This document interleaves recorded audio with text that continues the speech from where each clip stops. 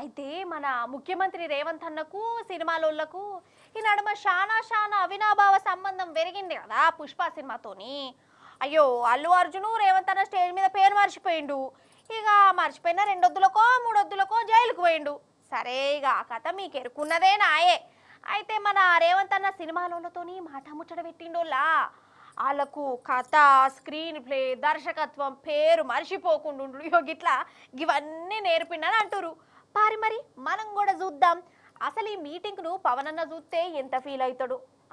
ఏమో పట్టురు, మీరైతే రాండి చూసొద్దాం.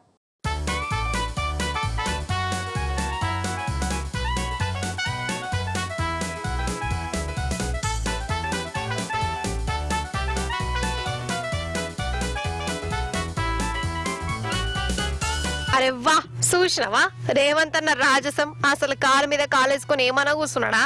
నేను ఒక్కని ఒక దిక్కు, మీరందరు ఇంకో దిక్కు అనుకుంటా. ఇటు పక్కకున్నోళ్ళేమో సినిమాలోళ్ళు అన్నట్టు పెద్ద పెద్ద నిర్మాతలు, డైరెక్టర్లు. అయితే కొన్నుద్దుల సంధి సినిమాలోళ్ళది పంచాది నడుస్తుంది కదా. ఇదివరకే నిర్మాతలు ఆంధ్రకు పోయి అక్కడ సర్కార్తో మాట్లాడారు. ఇక్కడ రేవంత్ అన్నతో మాట్లాడకుంటే మళ్ళీ ఈయన ఫీల్ అవుతాడు కావచ్చని అనుకున్నారో ఏందో నాకు తెలియదు. ఇక సీఎం సార్తో కూడా కూర్చొని ఉన్నారు.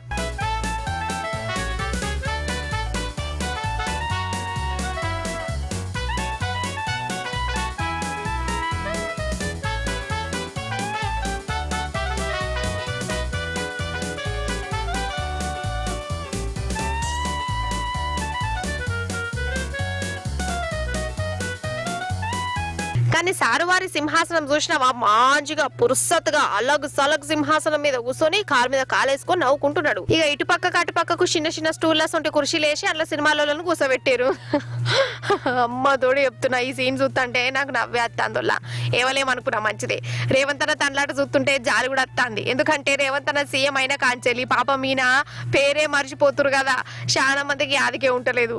ఇక అల్లు అర్జున్ అయితే స్టేజ్ మీదనే మర్చిపోయిండు. వాటానికి ఏమైందో మీకు గుడేరికే. ఇక ప్రపంచ తెలుగు మహాసభలల్లా కూడా కిరణ్ కుమార్ రెడ్డి అని పిలిచిర్రు రేవంత్ అన్నను.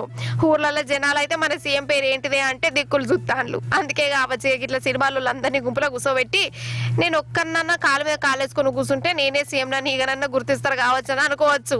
అందుకే సింహాసనం వస్తుంటే కుర్చీలో కూర్చొని వాళ్ళతో మాట ముచ్చట పెడుతుండు కావచ్చు. గిట్లనే అనుకుంటారు వాళ్ళ. మొత్తానికి ఏమన్నా ఉపాయం చేసిండా రేవంత్ అన్న పేరు గుర్తింపు కోసము కాదు. ఇప్పుడు పవన్ అన్న ఈ సీన్ చూస్తే ఏమంటాడు కావచ్చు,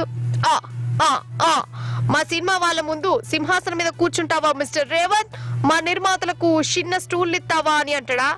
ఏ సార్ ఎందుకంటాడులే, ఆడున్నది చంద్రాల్ సార్ వారి శిష్యుడాయే, ఎందుకంటాడు కదా. ఇక గిట్టనే చెప్పుకుంటారు.